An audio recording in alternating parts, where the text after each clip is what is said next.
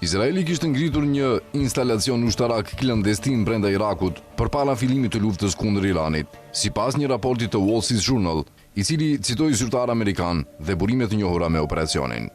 Raporti thotë se baza u ndërtua pak para fillimit të luftës me dijenin e SHBA-s dhe shërbeu si qendër logjistike për operacionet ushtarake izraelite kundër Iranit.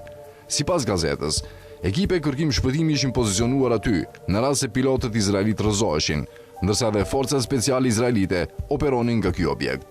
Instalacioni thuhet se ndodhej në shkretëtirën perëndimore të Irakut dhe mbështeti operacionet e forcave ajrore izraelite gjatë luftës 5 javore kundër Iranit. Vendodhja sekrete pothuajse u zbulua në fillim të marsit, pasi një bari njoftoi autoritetet irakiane për aktivitetet pazakonta të helikopterëve dhe personat armatosur që vepronin në zonë. Sipas Wall Street Journal, ushtarët irakianë që po lëviznin me automjete Humvee drejt vendit ranë në sulm të rënd.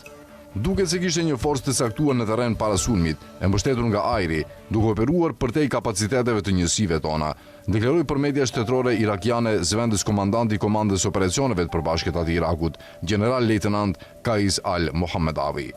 Ky operacion i papërgjegjshëm u krye pa koordinim ose miratim, shtoi ai. Sulmi thuhet se vrau një ushtar irakian dhe plagosi 2 të tjerë. Iraku më vonë paraqiti një ankesë në Kombet e Bashkuara, duke i atribuar incidentin Shteteve të Bashkuara, megjithse zyrtarët amerikanë të cituar nga gazeta mohuan çdo përfshirje. Raporti thotë se posta në shkretëtirën irakiane i mundsoi Izraelit të poziciononte ekipe shpëtimi dhe operacione speciale më pranë territorit iranian gjatë konfliktit. Forcat speciale të aviacionit izraelit, të trajnuara për operacione pas vijave armike, thuhet se ishin stacionuar në këtë bazë. Gazeta përmendi gjithashtu deklaratat e bëra në fillim të marsit nga komandanti në largim i forcave ajrore izraelite, Tomer Bar, i cili lutoi për operacione të fshehta gjatë luftës. Këto ditë luftëtarët nga njësitë speciale të forcave ajrore po kryen misione speciale që mund të ndezin imagjinatën, shkroi Bar në një letër drejtuar personelit. Detajet të reja publikuara nga The New Arab të dielën tregojnë se parlamenti irakian tani do të hetojë pretendimet lidhur me bazën e raportuar izraelite.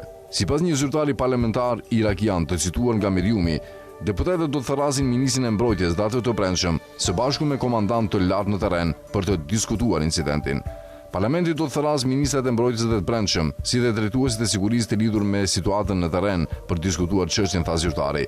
Raporti thotë se baza e pretenduar ndodhej në shkretëtirën Nuhaib, mes provincave Najaf dhe Anbar, pranë kufirit saudit. Një zyrtar irakian i sigurisë i tha The New Arab se autoritetet irakiane fillimisht besonin se forca e pa identifikuar që operonte në zonë ishte amerikane dhe e lidhur me koalicionin ndërkombëtar. Zyrtari konfirmoi se forcat irakiane u sulmuan më 4 mars 2026, pasi u afruan një lokacioni që strehonte atë që autoritetet e përshkruanin në atë kohë si forcë e panjohur. Një tjetër zyrtar irakian i tha Mediumit se zona e përmendur në raport tani ishte e pastruar, duke nënkuptuar se nuk kishte më forcat pranishme aty. Raporti i The New Arab citoi gjithashtu deputetin irakian Raid al-Maliki, i cili akuzoi Washingtonin për lehtësimin e operacioneve izraelite brenda Irakut gjatë luftës. Shtetet e Bashkuara e dorëzuan hapësirën ajrore irakiane entitetit gjatë luftës dhe urdhëruan që radarët të fiken, tha al-Maliki, duke shtuar: tani është bërë qartë se territori irakian u përdor gjithashtu për të ngritur një qendër sekrete inteligjencë ose bazë për entitetin. Ai i përshkroi pretendimet si një shkelje madhore për cilën gjitha organet kombëtare të inteligjencës dhe sigurisë duhet të mbahen përgjegjëse. Qeveria irakiane ende nuk ka komentuar zyrtarisht raportin e Wall Street Journal.